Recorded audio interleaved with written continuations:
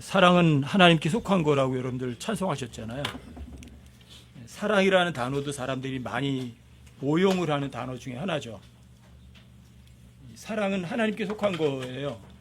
또 사랑이라는 단어가 처음 사용된 건 남자와 여자 사이에서 사용되는 단어가 아니에요. 근데 사람들은 사랑이라는 단어를 남자와 여자 사이에서, 여자와 남자 사이에서 많이 사용을 해요. 또는 이 세상에 뭐 좋은 거를 사랑한다, 여러분들을 편하게 해주는 걸 뭐 좋아하는 걸 사랑인 줄 알고 여러분들이 착각하시는 거예요. 근데 사랑이란 단어는 아버지가 아들을 향한 마음이에요. 독생자를 향한 마음. 그게 사랑이에요. 그래서 창세기 22장에서 사랑이란 단어가 처음으로다가 아브라함이 자신의 유일한 아들 이삭을 향했을 때 사용되는 단어가 사랑이란 단어예요. 내 사랑하는 아들 이삭. 남자 여자 사이가 아니죠. 아버지와 아들 사이죠. 그것도 유일한 아들 독생자를 향한 마음이죠. 이게 사랑이란 단어예요. 그리고 결국은 이 사랑이란 단어는 하나님께서 여러분과 하나님께서 자신의 아들 예수님을 향한 마음이기도 하고 예수님께서 여러분과 저를 향한 마음이기도 하겠죠. 이 사랑은 거래하지 않죠. 아무리 주고 줘도 부족함이 없죠. 우리가 정말 성경이 말하는 이러한 사랑의 의미를 우리가 서로 사랑을 했으면 좋을 것 같아요. 주님 오시는 그날까지. 빌립보서 1장 6절 말씀에 보면 여러분과 저 안에서 선한 일을 시작하신 분이 계시대요. 그분이 그리스도의 날까지 그 선한 일을 끝까지 이루기를 원하신대요. 그게 바로 여러분과 제가 서로 사랑하기를 원하시는 거거든요. 정말 주님이 오시는 그날까지 우리가 서로 사랑하면서 살았으면 얼마나 좋을까. 그런데 서로 사랑이라는 단어를 많은 사람들이 알고 있는데 실제는 하지 않아요. 서로 미워하고 오해하고 손가락질하고 험담하고 왜 이렇게 하지 말라는 것만 잘하는지 모르겠어요. 2025년이 됐어요. 이제 2024년은 영원히 여러분 다시 못 가세요. 금년 한 해는 여러분들과 제가 하나님께 칭찬만 받는 사람, 정말 주님께 인정받는 사람, 그런 사람 됐으면 정말 좋겠어요. 그런데 너무나 많은 사람들이 하나님께 인정받는 것보다는 사람들에게 인정받고 사람들의 칭찬받는 거를 너무 이 죄의 육신은 그게 원하는 거거든요. 최고 1번이거든요. 거기에 많은 것을 쏟는 것 같아요. 하지만 여러분과 저는 정말 여러분과 제 그 사랑이 성경의 모든 것을 다 훑어봐서 성경에 비춰봐도 여러분들의 사랑이, 서로 사랑이, 진짜 사랑이 점점 더 많아졌으면 좋겠어요. 풍성해지고 또 여러분들이 그 풍성한 진짜 사랑, 아버지가 아들을 향한 유일한 그 사랑이 여러분들 삶 속에서 정말 입증됐으면 좋겠어요. 실제로다가 말이 아니라 여러분 머리로만 아는 게 아니라 실제 삶에서 여러분들이 입증되면 얼마나 좋겠어요. 주님 오셨을 때 하나님께 책망받을 것이 하나도 없는 사람, 칭찬만 받는 사람, 그런 사람 다 됐으면 얼마나 좋겠어요. 제가 원하고 바라는 거 그거밖에 없어요. 여러분들과 제가 주님 오셨을 때 정말 의의 열매들로 가득해서 하나님 앞에 기쁨이 되고 찬양이 되고 주님께 영광을 정말 돌리는 그런 사람, 그게 제 모든 소망이고 제가 가장 바라는 것들이에요. 여러분 빌립보서 1장을 제가 잠깐 한번 열어보세요.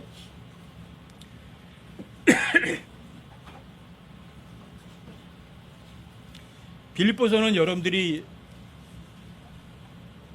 반복해서 읽어보시면 굉장히 좋아요. 이 빌립보서는 바울이 로마 감옥 안에서 쓴 서신이에요. 로마 감옥에 갇혀 있을 때 그때 빌립보 사람들에게 쓴 편지인데 여기 핵심 단어가 조이, 기뻐하라, 기쁨이라는 단어가 핵심 단어예요. 감옥 안에 갇혀 있는 사람이 감옥 밖에서 자유롭게 돌아다니는 사람들을 위로하고 기뻐하라고 할 수 있는 그런 편지가 빌립보서예요. 여러분과 저도 이 빌립보서를 읽어보시면 좀 뭘까 좀 부끄러울 거예요. 아, 사도 바울이 이렇게 감옥에 갇혀서도 이렇게 기뻐했는데 난 이 밖에서 내가 하고 싶은 거 다 하면서 왜 내 안에는 그 기쁨이 없을까?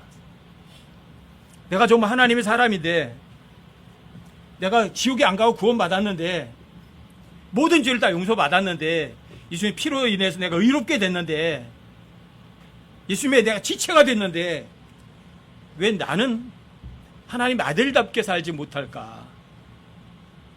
여러분 부끄럽지 않으세요? 저는 이 빌립보서를 읽으면 그걸 봐요. 로마 감옥에서도 이렇게 기뻐할 수 있었는데 나는 감옥 밖에서 이게 뭐지? 나는 이게 뭐지? 그런 후회가 들고 저 스스로를 책망하게 되는 책 중에 하나가 빌립보서예요. 빌립보서 1장부터 조금 읽어드릴게요. 1절 한번 보세요. 예수 그리스도의 종 바울과 디모데는 빌립보에서 그리스도 예수님 안에 있는 모든 성도들과 또 감독들과 집사들에게 편지하노니, 여기 빌립보에 있는 모든 성도들, 감독들, 집사들, 감독들도 복수, 집사들도 복수. 그 사람들에게 편지한 거예요. 하나님 우리 아버지와 주 예수 그리스도부터 은혜와 평강이 너희에게 있기를 원하노라. 내가 너희를 기억할 때마다 나의 하나님께 감사를 드리고 너희 모두를 위하여 기도할 때마다 항상 기뻐하며 간구함은 첫날부터 지금까지 너희가 복음 안에서 교제하였기 때문이라. 복음 안에서 교제. 구원받은 사람들의 교제는 여러분들이 실제로 해보시지 마세요. 정말 주님 안에서 하는 말씀 안에서의 교제는요, 밤을 새워도 피곤하지 않게 교제할 수가 있어요. 여러분들 그런 교제 한번 해보신 적 있어요? 하나님 말씀 가지고 밤새도록 떠들었는데도, 밤새도록 성경 피고 나눴는데도 피곤함을 모르는 것. 정말 처음에 킹제임스 알고 나서 모였을 때, 그때 서울에 모이는데, 말씀 모자라게 해서 성경 침대 모이는데, 그때는 진짜 전국에서 다 왔어요. 광주에서 오고, 부산서 오고, 부산서 KTX 타고 오고, 막 그런 사람들이에요. 일요일날 모임 끝나고서 오후에 모여가지고 성경을 같이 보고, 여관에 가가지고 방 얻어가지고 거기서 같이 자면서 성경 이야기하는데, 밤 3시가 돼, 4시가 돼도 성경 펼쳐고 얘기하는데 시간 가는 줄도 몰라요. 그렇게 얘기하고 아침 새벽 기차로다가 부산으로 내려가요. 출근하려고. 저는 그게 너무 그리워요. 옛날 그런 시대도 있었어. 성경 가지고 밤새도록 이야기해도 다 못하는 거예요. 너무 엄청난 지식들이 있으니까, 새로운 것들이 너무 많았으니까. 이게 복음 안에서 교제는 그렇게 시간 가는 줄도 몰라요. 피곤한 줄도 몰라요. 월요일 아침에 출근해야 되는데 새벽에 서울에서 기차 타고 부산으로다가 내려가서 출근하는 사람도 있었어요. 전라도 남원에서 올라와가지고 그 다음날 아침에 새벽같이 출근해서 남원까지 출근하는 사람들도 있었어요. 복음 안에서 교제, 이게 얼마나 좋은 건지 여러분들이 한번 경험을 해보실 수 있었다면 얼마나 좋을까. 여러분들이 주님 안에서의 교제, 이것만큼 대단히 좋은 게 없어요. 그래서 하나님께서는 마지막 때가 될수록 모이기를 피하는 사람, 어떤 사람들 습관처럼 되지 말라고 말하는 거예요. 마지막 때가 가까이 올수록 더욱더욱 자주 모이라는 거죠. 왜? 복음 안에서 교제가 여러분과 저를 힘을 주고 여러분들에게 용기를 주니까, 도전을 주니까. 6절 한번 보세요. 너희 안에서 선한 일을 시작하신 분께서 예수 그리스도 날까지 그 일을 이루실 것, 바로 이것을 나는 확신하노라. 바울이에요. 너희 안에 선한 일을 시작하신 분, 여러분들이 거듭났죠? 혼의 구원을 받았죠? 지옥에 절대로 안 가죠? 하나님의 아들이 되셨죠? 영원한 생명 얻으셨죠? 생명의 책에 여러분들 이름이 기록됐죠? 여러분들 하나님과 화해하게 되고 하나님께 친구가 되셨죠? 선한 일을 시작하신 거예요. 선한 분과 교제가 시작된 거예요. 언제까지? 예수 그리스도의 날까지. 성경에서 예수 그리스도 날은 휴거예요. 그리스도의 날, 예수 그리스도의 날, 그 전부 다 휴거예요. 주님이 여러분과 저 데리러 오신다고요. 이 썩어 빠진 몸뚱어리가 영원히 썩지 않을 영광스러운 몸으로 0.0001초도 안 돼 사이에 변화돼서 사라질 거라고요. 그날까지 여러분과 저는 선한 행위를 시작하신 분이 계시고, 그 선한 행위를 주님 오시는 그날까지 꾸준히 지속적으로 하셔야죠. 이게 그리스도 하나님과의 교제고, 복음과의 교제고, 형제 자매들과의 교제죠. 이게 정말 서로 사랑하는 사람들이죠. 이게 진짜 그리스도인들이죠. 이런 삶이 휴거 때까지 이어지면 얼마나 좋겠어요. 여러분 성경 꽉 붙들세요. 주님 오시는 그날까지 선한 일을 주님께서 확실하게 이루실 거예요. 여긴 바울도 확신한다고 했잖아요. 여러분과 저도 바울이 확신했으면 여러분과 저도 확신하셔야죠. 7절도 보세요. 내가 너희 모두에 대해 이같이 생각하는 것이 합당하니 이는 너희가 내 마음속에 있기 때문이라. 나의 결박당한 일과 복음을 변호하고 확증하는 일에서 너희가 다 나의 은혜에 참여한 자들이니라. 여기 결박당한 일, 감옥에 갇혀 있거든요 지금. 복음을 변호하고 확증하는 일에 형제 자매들이 다 함께 해주는 거예요. 마음으로. 겉으로 보이는 것보다 여러분들이 더 값진 게 뭐예요? 보이지 않는 마음이에요. 8절도 보세요. 내가 예수 그리스도의 심정으로 너희 모두를 얼마나 그리워하는지 하나님께서 내 증인이시니라. 여기 예수 그리스도의 심정이에요. 예수님을 생각하면 내 사랑하는 지체들을 미워할 일은 없겠죠. 그렇죠? 무시할 수는 없겠죠. 내가 살아있는 것이 그 지체들 위해서 내가 존재하는 거니까 서로 세워줄 수 있겠죠. 서로 사랑하면서 살 수 있겠죠. 이 예수 그리스도의 심정이에요. 근데 바울은 그래요. 그걸 하나님께서 내 증인이시래요. 여러분 하나님이 증인이신 게 제일 좋아요. 사람들이 날 칭찬해 주는 거는요, 여러분들에게 전혀 이익이 없어요. 사람들의 칭찬은 아무런 이익이 없어요. 여러분과 저에게는. 근데 하나님께 칭찬받는 거는 그건 영원해요. 이제 여러분들이 하나님께서 여러분과 저의 마음 상태를 확증해 주시는 사람, 그 사람보다 더 좋은 게 어디 있어요? 여기 9절, 10절, 11절은요 꽤 오래전부터 제 마음속에 새기고 제 기도 제목으로다가 놓고 항상 기도하는 거예요. 이거는 제 기도 제목이면서 여러분들에게도 이게 기도 제목이 됐으면 좋겠어요. 저에게 오래전부터 이게 기도 제목이에요. 바울의 기도지만 저의 기도이기도 하고 바울의 기도이지만 여러분들의 기도이었으면 좋겠어요. 9절부터 제가 한번 읽어드릴게요. 내가 이것을 기도하노니 곧 너희의 사랑이 지식과 모든 판단에서 여전히 더욱더 풍성해지고 너희가 뛰어난 것들을 입증하며 그리스도의 날까지 성실하고 실족거리가 없는 사람이 되며 예수 그리스도로 말미암은 의의 열매들로 가득하여 하나님의 영광과 찬양이 되기를 구하노라. 여러분과 저의 기도 제목이 이거라면 어떻게 좋을까요? 전 이걸 제 기도 제목으로 삼아요. 제 책상 앞에는 이걸 제가 써 붙여놔뒀어요. 그리고 매일매일 한 번씩 봐요. 내가 기도한다. 우리 형제자매들의 사랑이 성경을 지식만 아는 것뿐이 아니라 분별하는 것뿐 아니라 실제로 행동으로 입증하는 것도 좀 풍성했으면 좋겠다. 그리고 예수님 앞에서, 하나님 앞에서 정말 성실하고 하나님 앞에 책망듣지 않는 그런 사람들이 다 됐으면 좋겠다.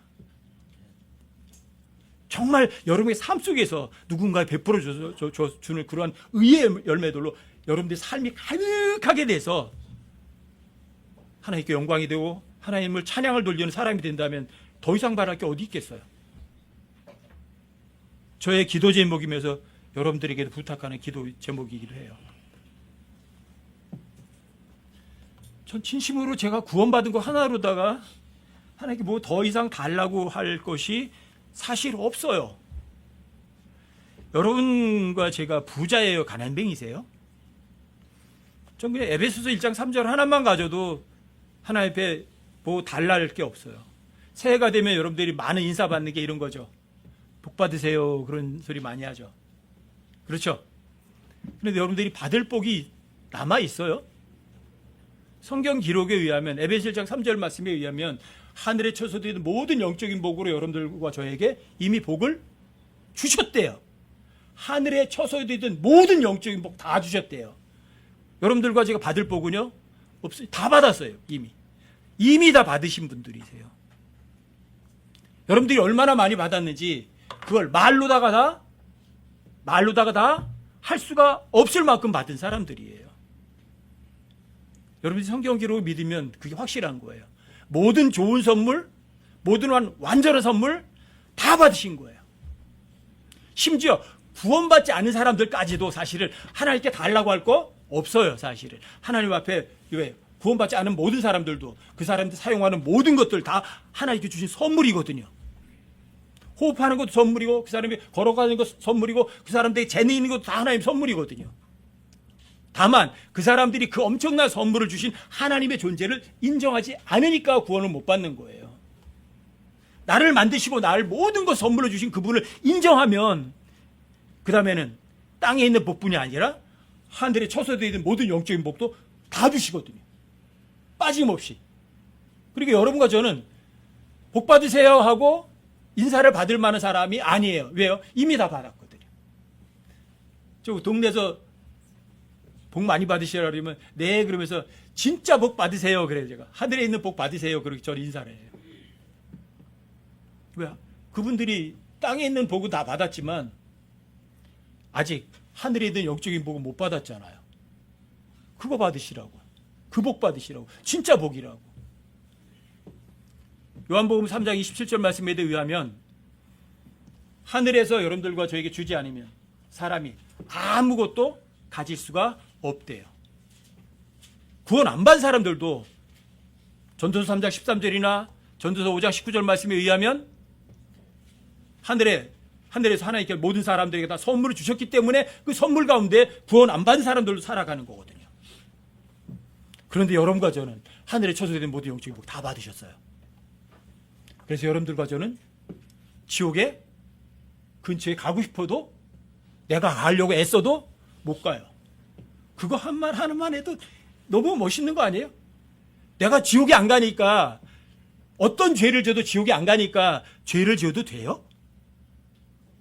죄를 지어도 된다는 말이에요? 하나님께서는 죄를 지어도 된다는 말이냐? 거기에 대한 답이 뭐죠? 결코 그럴 수 없느니라. 하나님께서 금하시느니라요. 절대로 죄를 지어 안 돼요. 근데 많은 사람들이 이 죄에 대한 개념의 기준을 잘못 알고 있는 것들이 많아요. 죄 그러면 어떤 거죠? 사람들이 간음하는 거, 음행하는 거, 부정하는 거, 살고 우상 숭배하는 거, 마술하는 거, 살인하는 거, 이런 것들만 사람들이 죄라고 생각을 하는 거예요. 아니요. 하지 말라는 거, 여러분들이 눈에 보이는 거, 예를 들어서 경찰에 안 잡혀가는 죄, 그러면 그런 죄만 안 지으면 된다고 생각하는 거예요. 성경은 그렇게 말하지 않아요. 진짜 죄는 뭐예요? 누구를 한번 찾아 무시하면서 거만한 눈빛 뭐죠? 하나님께서 뭐라 그래? 그걸 죄래요. 누군가 무시하는 눈빛 하나 던졌어요. 예? 거만한 눈빛 죄래요. 여러분들이 마음속에 내가 쟤보다는 그래도 너보다는 뭐야 이거 교만한 마음? 그걸 죄라고 말해요. 저 사람 이걸 잘하네. 나는 저 사람보다 이거 더 많이 했으면 좋겠어. 그런 생각만 했어요. 뭐예요? 어리석은 생각은 죄래요. 사람들이 그런 거는 죄라는 생각을 안 해요. 나 간음 안 했으니까, 나 도둑질 안 했으니까, 나 경찰에 잡혀갈 일 안 했으니까 나는 죄 안 졌다고 생각하는 거예요. 이런 것들이 죄예요. 어리석은 생각, 거만한 마음, 이런 것들이. 진짜 죄는 이거예요. 성경 기록을 믿지 않는 게 뭐죠? 그게 죄예요. 서로 사랑하라. 안 믿어요. 안 해요. 죄 아니에요. 사람들 서로 사랑 안 하는 걸요 아무렇지도 않게 생각하는 거예요. 야고보 4장 17절에서 보면 선을 행할 줄 알면서도 하지 않았다. 뭐죠? 그게 죄예요. 저 사람에게 도와줘야 되는데 안 도와줬어요. 나 사람 아무렇지도 않아요. 죄라는 개념 하나도 안 가져요. 저 지체를 위해서 중보기도 해줘야 돼요. 사랑해줘야 되는데 사랑 안 해줘요. 저 지체 나 사랑하는데 나는 미워해요. 죄 가운데 있는 거잖아요. 근데 이런 것들을 사람들이 죄라고 생각을 하지 않는 거예요. 또 죄는 어떤 법을 범하는 거죠. 근데 법이 세상 법만 법이 아니에요. 세상 법은 눈에 보이지 않지만 보이지 않는 법이 여러분들 마음속에 있어요. 여러분들 마음속에 어떤 법이 있죠? 양심이라는 것이 있어요. 양심의 가책이 되는데도 슬쩍 외면하는 거예요. 여러분들 양심에 가책되는 것, 그 법을 어기는 거예요. 그것도 죄예요. 믿음에서 나지 않아서 하는, 믿음에서 나오는 것이 아닌 모든 것들은, 로마서 14장 23절에서는 믿음으로 하지 않는 모든 것들은 다 뭐라 그래요? 그게 죄래요. 사람들이 이런 것들 죄라고 생각하지 않는 거예요. 나는 음행하지 않아서, 간음하지 않았어, 나 도둑질하지 않았어, 나 우상숭배하지 안 한다고, 나 살인하지 않았거든. 하나님께서는 여러분과 저에 대한 죄의 개념은 세상 사람들이 하지 말라고 하는 것을 하는 것만 죄가 아니라 하라고 하는 것도 안 하는 것도 죄예요. 자, 여러분들과 저에게 하나님께서, 자, 너는 죄책에 찾아 읽어보라 해야 안 해요? 안 찾아서 읽어봐요. 그럼 뭐예요? 그것도 죄예요. 그게 죄예요, 여러분들이. 여러분들이 저 사람들에게 선을 충분히 베풀 수 있었어요. 안 줬어요. 그게 죄라고요. 도와줄 수 있었어요. 근데 안 도왔어요. 여러분 중보할 수 있었어요. 안 했어요. 뭐예요? 죄라고요. 그런데 죄에 대한 개념을 좀 다시 한번 머릿속에, 가슴속에 새겨주세요. 뭐 도둑질하지 않았다, 음행하지 않았다, 간음하지 않았다, 그것만 죄라는 개념은 버리세요. 여러분들이 충분히 줄 수 있었는데 안 했다든지, 누구와 나를 비교해서 여러분들 우월의식을 가졌다든지, 마음속에 어떻게 잘못된 생각을 가졌다든지, 이것만 해도 전부 다 죄라고 그래요. 제가 여러분들에게 영적인 성장에 대해서 여러 번 말씀드릴 때 항상 말씀드리는 게 있죠. 고린도전서에서는 바울이 자기를 누구에게 비교해요? 사도들 중에 가장 작은 자라고 하죠. 그 5년쯤 지나서 에베소서는 뭐라고 그래요? 모든 성도들 중에 가장 작은 성도보다 더 작은 나라고 하죠. AD 67년에 목 잘려 죽기 전에는 뭐라고 그래요? 죄인들의 우두머리라고 하죠. 이게 무슨 말인지 이해가 되세요? 죄에 대한 개념이 바뀌어간 거예요. 죄에 대한 개념이. 나는 사도들 중에 가장 작은 자라고 했을 때는 아마 그럴 거예요. 나는 간음도 안 하고 음행도 안 하고 살인도 안 하고 미워하지도 않고 나 그런 건 안 해. 이랬을지도 몰라요. 모든 성도들 중에 더 작은 자라면 저 성도들이 저 사람들은 그래도 겉으로다가 사랑도 하고 뭐도 하고 하네. 그래도 나는 그래도 그런 사람보다 조금 나아. 왜? 나는 선을 행할 줄도 알면서도 그래도 하긴 하거든. 근데 죄인들이 우두머리라고 생각했을 때는요, 나는 정말 구제불능이로구나. 왜? 내가 나도 모르는 사이에 거만한 마음, 교만한 행동을 마음속에 품어요, 안 품어요? 품어요, 안 품어요? 여러분들이 구원받고 저 같은 경우도 마찬가지예요. 제가 열심히 성경 공부 열심히 해야 성경을 많이 알았을 때는요, 그런 것들이 내 마음속에 잘못된 마음 상태를 죄라고 생각하지 않았어요. 아마 지금 여러분들 중에서 많은 분들이 똑같이 그런 생각 하실 거예요. 나는 도둑질하지 않아, 나 간음하지도 않아, 나는 살인도 안 하는데 뭐 내가 왜 죄인이야, 그렇게 생각하실 수도 있어요. 근데 조금 더 지나가시면 여러분들이 성경에서 조금 더 죄의 개념이 좀 더 커져가요. 지금은 더 커요. 왜 바울이 세월이 지나가면 갈수록 자기에 대한 평가가 죄인들이 우두머리까지 내려왔는지 여러분들이 공감이 되셔야 돼요. 여러분들이 공감이 되셔야 여러분들이 정말 진정한 자유를 누리세요. 어리석은 생각은 죄라고 하죠. 그리고 어리석은 생각하세요, 안 하세요? 될지도 않은데, 복권 당첨돼가지고 나 수억 한번 손에 쥐었으면 좋겠다. 뭐야 이거? 죄라고, 죄. 누구는 너무나 예쁜 사람하고 살아, 나도 그랬으면 좋겠다. 뭐예요? 죄라고요. 그럼 TV 보면 뭐 하시는 줄 아세요? TV 보면서 여러분 죄 가운데 푹 빠져 있는 거예요. 와, 저 사람 우와. 뭐야, 지금? 죄 가운데 허덕이면서도 자기가 죄 가운데 있다는 거 전혀 감지 못해요. 구원받은 사람들인데 세상 사람들이 좋아하는 걸 똑같이 좋아하고 원하면서 자기가 죄 가운데 빠졌다는 거는 상상도 하지 않아요. 그러면서 다른 사람들이 하나 죄 지면 뭐라 그래요? 어떻게 죄가 저럴 수 있어? 하나님 믿는 사람에서 왜 저 따위야? 손가락질은 더 잘해요. 자기의 죄는 전혀 감지 못하면서.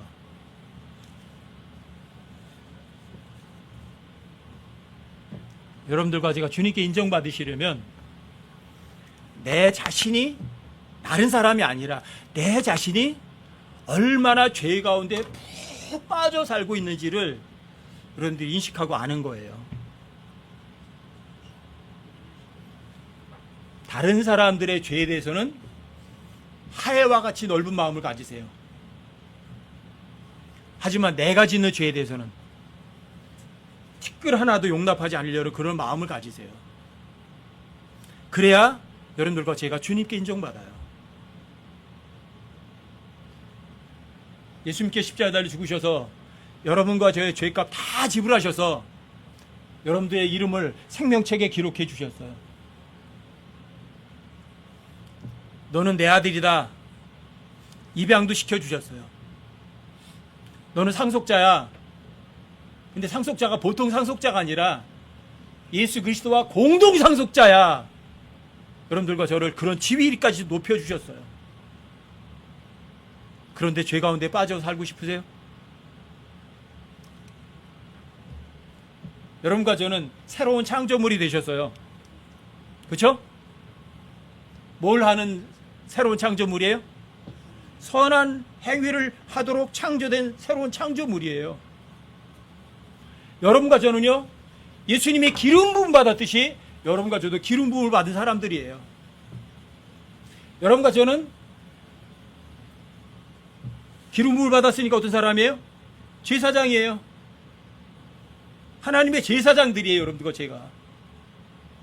여러분들이 기름 부음 받고 선한 행위를 하도록 창조된 새로운 창조물이라면, 하나님의 아들로 그리스도의 공동 상속자라면, 하나님의 아들이라면 거기에 걸맞는 삶을 살아야 마땅한 거 아닌가요?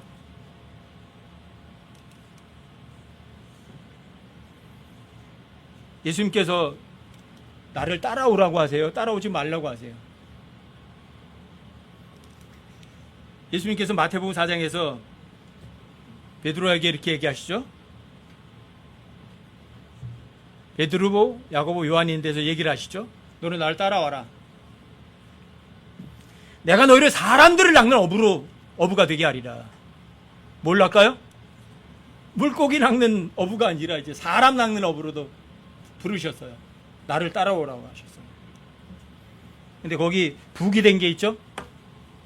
그들이 즉시 자기들의 그물들을 버려두고 그분을 따르니라. 여러분들이 거듭나서 새로운 창조물로 하나님의 아들들이 되셨다면 여러분들 주님을 따라가셔야 돼요. 근데 이 세상에 물고기, 입으로 들어가는 물고기 낚는 사람들이 아니라 사람들을 낚는 어부들이 여러분들과 제가 되셔야 돼요. 그게 1번이에요. 그래서 베드로, 야고보, 요한은 자신들의 육체를 먹고 살기 위한 그 그물들까지도 버려두고 예수님 따라가셨어요. 그렇다가 굶어 죽지 않아요. 안 굶어 죽어요. 훨씬 더 값진 일을 해요. 훨씬 더 멋있는 것으로 공급을 받아요. 여러분들 예수님 따라가시자고요. 여러분들 거듭났다면, 새로운 창조물이 되어서 하나님의 아들들이 되셨다면, 기름 부음을 받으셨다면, 여러분 하나님의 제사장이라면, 하나님의 아들로 상속자로 여러분 입양되셨다면,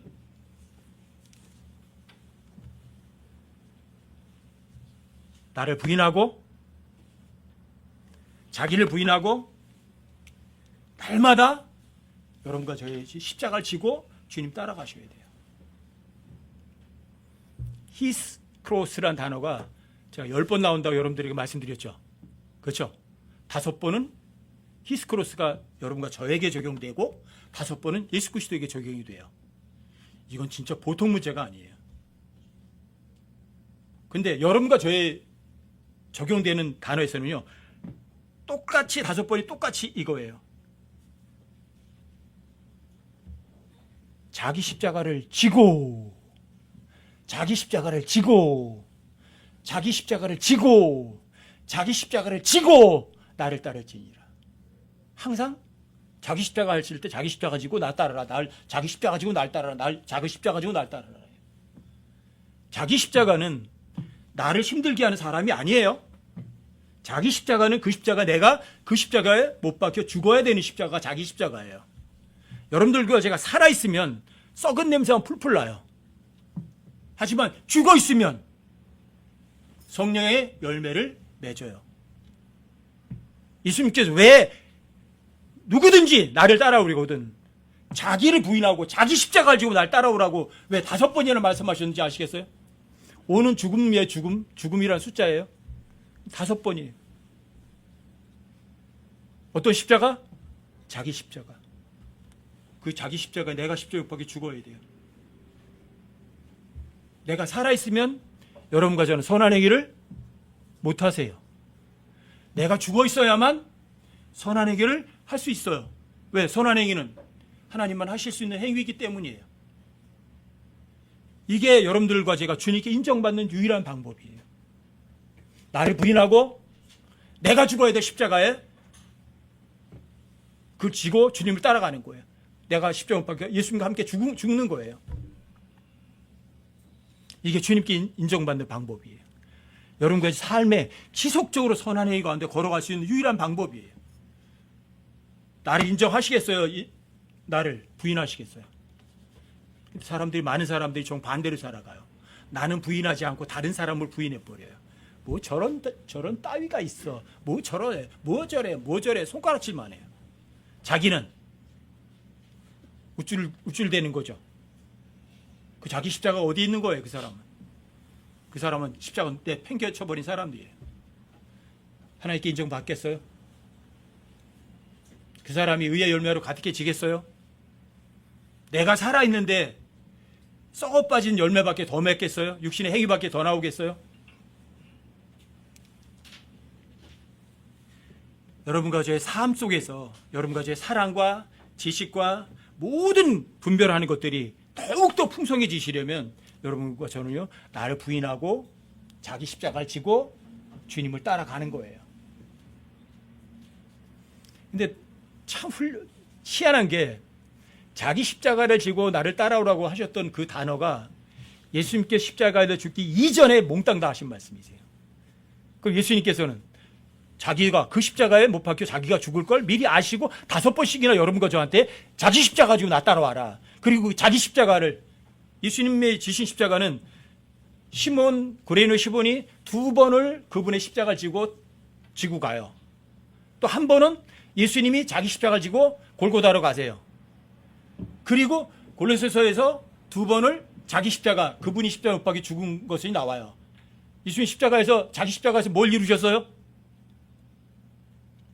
화해를 이루셨어요. 평화를 이루셨어요. 예수님 십자가에서도 뭘 이루셨어요?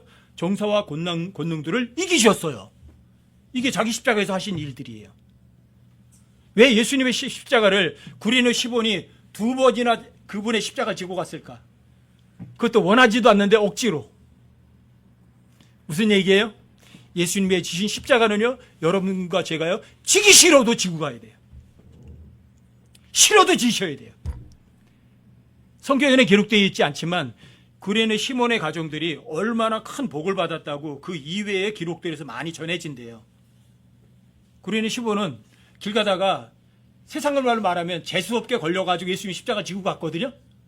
원하지 않지만, 근데 그 원하지 않게 진 십자가가 그 가정들을 다 하나님께 복을 엄청나게 쏟아부어 주신 거예요. 그래서 여러분과 저는 내 십자가는 져야 돼요, 안 져야 돼요? 지고 가셔야죠.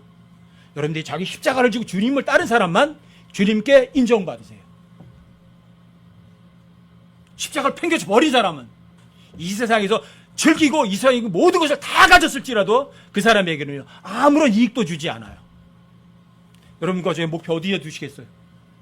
십자가를 지고 주님을 따라가시겠어요? 아니면 세상에 있는 거 몽땅 다 여러분들 소유로 만드시겠어요? 어느 거예요? 하나님의 아들이라면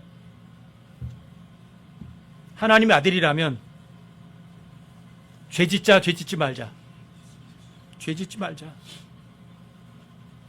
근데 죄가 살인하고 간음하고 음행하고 이런 것만 죄라는 개념은 깨끗이 지우세요. 여러분들이 누군가에게 흘깃거리는 눈길 하나까지도 죄예요. 여러분들 마음속에 교만한 마음, 나는 그래도 쟤보다는 나하는 우쭐거리는 마음만 품었어도 그건 죄예요. 여러분들 누군가에게 선을 행할 수 있는데도, 도울 수도 있는데도 안 했다면 그것도 죄예요. 중보해 줄 수도 있는데도 안 했다면 여러분들 죄를 진 거예요. 여러분 서로 사랑할 수 있는데 안 했다면 죄 진 거예요. 죄의 개념을 바꾸세요. 세상 사람들의 죄의 개념이 아니에요. 여러분과 저는 성경에서 말하는 죄의 개념이에요. 여러분들이 선을 행할 수도 있었는데 안 하면 그 죄라고요. 법을 어기는 거 죄라고요. 근데 법이 세상 법이 아니라 여러분과 저 양심의 법이라고요. 이게 죄의 개념이에요. 믿음에서 나지 않은 모든 것이 다 죄예요. 그러면 여러분들과 제가 어때요? 죄인들의 우두머리예요, 아니에요? 난 정말 죄인들의 우두머리구나. 왜 나는 내가 의도하지도 않았는데 왜 이렇게 나쁜 생각이 떠오를까? 나쁜 생각이 떠올라서요. 그 죄 아니에요? 죄라고요. 근데 그거 죄 아니라고 생각하면 여러분들이 속는 거예요. 그래서 바울은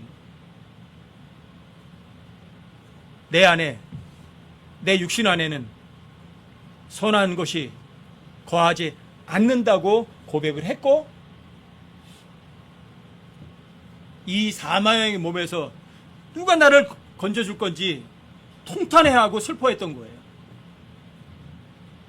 구원받은 사람들은, 처음에 구원받은 사람들은요, 자신들이 죄인이라고 크게 잘 못 깨우쳐요. 하지만 여러분이 성경을 가까이 하다 보면 이 성경이 뭐예요? 등불이고 빛이에요. 이 등불과 빛이 여러분들에게 가까이 비춰버리니까 어때요? 작은 것까지도 다 보여요. 처음에는 성경을 모르면 여러분들이 불빛이 저 멀리 있어요. 그럼 여러분들과 저에 있는 죄가 죄처럼 안 보여요. 큰 것만 보여요. 근데 빛에 가까이 가면 작은 것까지 다 드러나요. 여러분들과 제가 얼마나 지독한 죄 가운데 푹 빠져 살고 있는지가 드러나요. 무엇이 드러내는 거예요? 성경 기록이 여러분과 저를 죄를 다 들춰내는 거예요. 그래서 여러분들에게 제가 성경 읽으라고 부탁드리는 거예요. 왜요? 이건 주님의 등불이고 빛이니까 빛으로 가까이 가면 여러분들의 죄가 드러나지만, 그 죄가 드러나지만 하나님의 말씀에 의해서 씻겨 나간다고요. 그만큼 깨끗해진다고요. 그럼 주님 앞에서 책망받을 일 없겠죠. 그런데 빛에서 멀리 떨어져 있으면 여러분들이 속에 있는 작은 죄덩어리들이 보여요, 안 보여요? 보이지 않으니까 회개도 하지 않고 씻어내지도 않는 거예요. 그 주님께 인정 못 받는 거예요. 성경 기록과 하나님은 동일한 권위를 가졌어요. 예수님의 이름이 하나님의 말씀이고 성경 기록이 하나님의 말씀이라면 동일한 거예요. 여러분들이 성경 기록을 가까이 하고 성경 기록을 사랑함으로 인해서 죄로부터 멀어지는 여러분과 제가 되시자고요. 주님 오셨을 때 책망 듣는 사람 한 사람도 없기를 정말 바란다고요.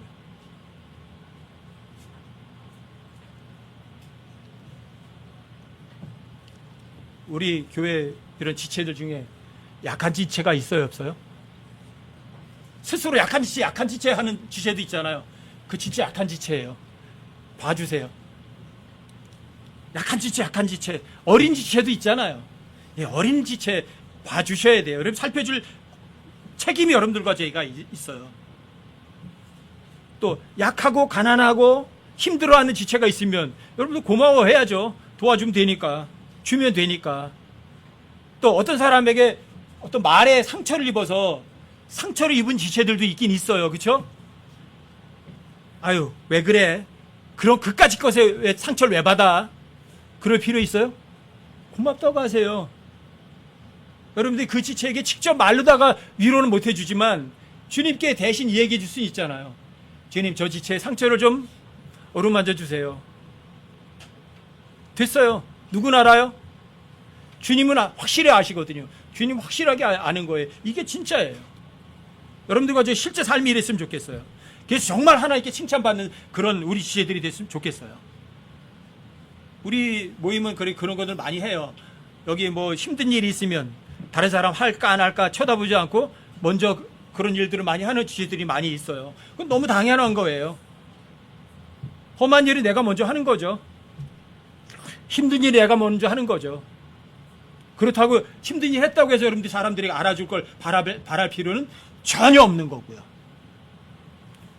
하늘왕국에서 주고 또 주고 또 주는 사람들만 모여있는 것이 하늘나라 낙원이라면 여기도 마찬가지죠. 우리의 모임도 하늘낙원에서 주고 또 주고 주고 또 주는 그러한 삶을 여기서 한번 경험하고 연습하는 장소죠. 낙원 연습을 하는 장소예요. 여기서 서로 주고 또 주는 그런 연습하는 장소.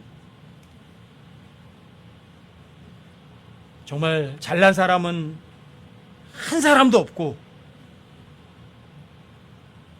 사람들에게 칭찬받는 거는 아예 개념도 없고 내 자신이 얼마나 쓰레기인지 죄인들이 우두머리인지 알고 그냥 예수님만 바라보고 자기 십자가만 묵묵히 지고 가는 그런 여러분과 제가 되었으면 정말 좋겠어요. 2025년에는 사람들에게 인정받는 사람들이 아니라 오직 주님께 인정받고 주님께 칭찬 듣는 여러분과 제가 되기를 주님의 이름으로 간곡히 당부드립니다.